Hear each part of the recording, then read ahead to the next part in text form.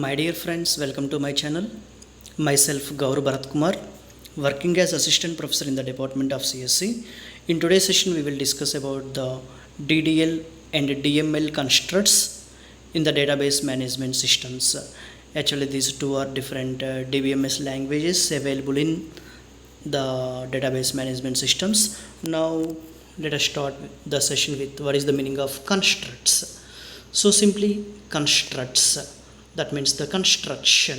So what is the meaning of constructs in the DBMS point of view? Table construction, rows and columns collections, like that. Okay, so in this module we will discuss about the relational constructs, like how to create the table, how to insert the data into the rows and columns wise, and how they are created with the help of DDL and DML constructs. Here the constructs also called as operations in our point of view. Okay, so already in the previous session we will discuss about the data manipulation language operations. So if you have any doubts regarding the data manipulation language operations, please watch my previous video. So here in the data manipulation language we have a facility of the operations select, insert, update and delete operations with the help of DML. DML means manipulation. Okay, so here we will be accessing and manipulating the data already available in the table. Okay, so that's why here we will perform the operations select, insert, update and delete.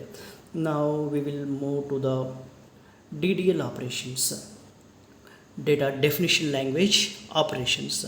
So here DDL simply stands for data definition language.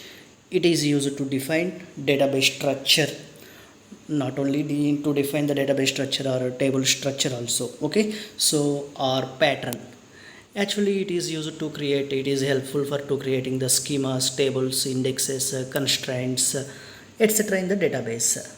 So with the help of DDL statements we will create the skeleton of the database also. Here the simply the skeleton means the structure of the database.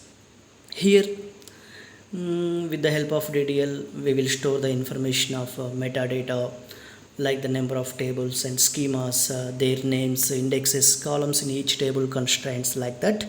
So here actually the data definition language is helpful for external and conceptual schema. Actually here we have three schema architecture is there. In the three schema architecture, external and conceptual schemas are completely depending on the data definition language. Here we have a facility to perform the operations of creation, alter, drop, truncate, rename. So now we will see what is the use of create, what is the use of alter table, drop, truncate, rename. So let us start with how to use the create statement. Actually create is helpful for creating the database or table. Okay, so that's why here please observe the syntax. Create database name, that is the simple syntax for creating the database in the MySQL. So with the help of create statement we will create the tables also. Okay, so here please observe the syntax of create table. So the create table statement is used to define a new table with the number of fields. So simply we will mention the field name and that field is related to which data type. Okay, that is the syntax of creation of table. So now we will see some example here. Here my aim is to create the table with the table name of students. Here I will consider the fields as ID, last name, first name and age. So here ID is the integer data type, that's why here I will mention ID space int. Last name and first name are related to the collection of strings, that's why here I will consider the varchar of with the maximum characters of 25. So age is related to the integer. So here please observe the output as like below table format. Okay, ID, last name, first name, age. So with the 4 fields of information here I will create the table. Now we will see in the second example how to create the table with the statement not null. What is the meaning of not null here? So this particular field is not allow the null statements. Okay, definitely that field is filled with the help of any information. Okay, so it does not accept the null, so that's why in that situations we will mention the not null statements. Okay, so now we will see how to use the different types of keys. So here I will include the id as the primary key. What is the meaning of primary key here? Definitely the field id information is unique. It identifies the unique tuple information. Okay, so this is the information about the create operation. Now we will move to the second, that is the alter statement. In the alter operation we will perform three different types of operations: adding new columns, removing new columns, modify the fields of information. Okay, now we will see. Actually the alter is used to alter the structure of the database. At the time of creation we will consider one structure. Suppose based on the requirements, based on the aim, we will modify after some time. In that situation definitely we have a facility to alter the databases or tables. So here please observe the syntax how to create the new columns. Suppose in the previous example we will create the, please observe here, with the help of 4 fields we will create the table. So id, last name, first name, age. Suppose this information is related to the first year BTech information. Suppose they are moving to the second year, so already one results are came. In that situation our aim is to consider another new field that is related to the GPA field. So in that situation definitely we will add that field of a new field here. So in that point of view please observe the syntax here: alter table, table name. Here at a time we will add multiple fields also, no problem. Simply what is the field name and what is the data type related. Please observe the example here. Here I will create the, here I will add the new column of GPA. GPA means definitely 8.0, 8.2. So that's why here I will consider the real data type. So please observe the example here. Here I will add the new column in the students table. So that's why alter table, table name is students. Here my aim is to add the new column of GPA field. So that's why add GPA real. Okay, this is the example of adding new columns. Now we will see how to remove the column, how to drop, okay, drop the column. So please observe the syntax here.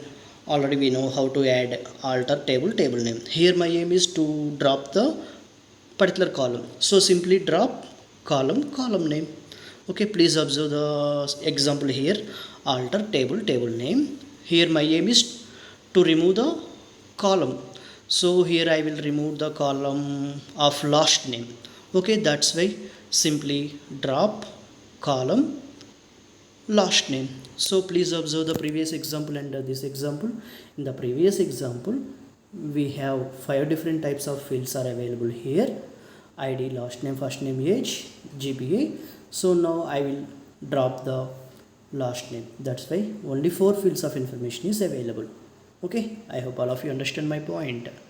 Now the third feature available in the alter operation is modifying existing columns. Suppose in some situations we will modify the field data type. Okay, so in that point of view, alter table, table name, modify column name. How to modify that field? Okay, so please observe at the time of students table creation I will mention the id as integer. So integer means definitely I will consider either 1, 2, 3, 4 like that. But nowadays all the registered numbers are available in the format y18cs, y19cs, okay, like that. So that's why definitely I want the data type of string. So that's why I will modify. Here please observe how to modify: alter table students. Here students is the table name. So now my aim is to modify the id field to the string data type.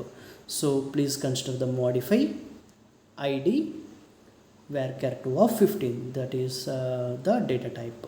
Okay, so this is information about modifying the existing columns. Now we will move to the third operation, that is a drop. So what is the meaning of drop here? So it is used to delete objects from the database. Okay, so suppose we will use drop table, drop statement. So completely the table is removed from the database. Okay, so but here in this point of view, delete and truncate is opposite. Okay, now we will see what is the usage of truncate also, no problem. Simply the drop statement, it delete all the objects from the database. Okay, so at least we don't have any information in the database available. Suppose we will use the drop statement. So now I will delete the students table with the help of drop statement. So that's why drop table students. Now please check what are the tables available in the database. So all the available tables are displayed here. Simply the syntax is show tables available in the database. Okay, so in that point of view, definitely the students table is not available. Okay, so that is the usage of drop. In the truncate, it is used to remove all the records only. Okay, that means it removes the only the information. Suppose we will apply the truncate statement on the students table, the empty students table is available, but student information is not available. Okay, empty students table is available. In this situation the information is not available. That is the difference between drop and truncate. In the next session definitely we will see with the compilation, no problem. Okay, so now we will the last operation is rename. What is the use of rename? Suppose the students are moving from first year to second year.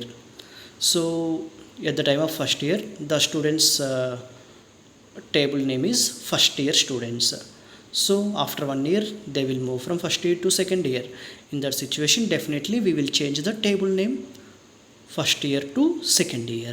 Okay, so in that point of view we will use the syntax as alter table, old table name, rename to new table. Okay, here please observe the students example, alter table students. Now I will rename the students table as to the students 10.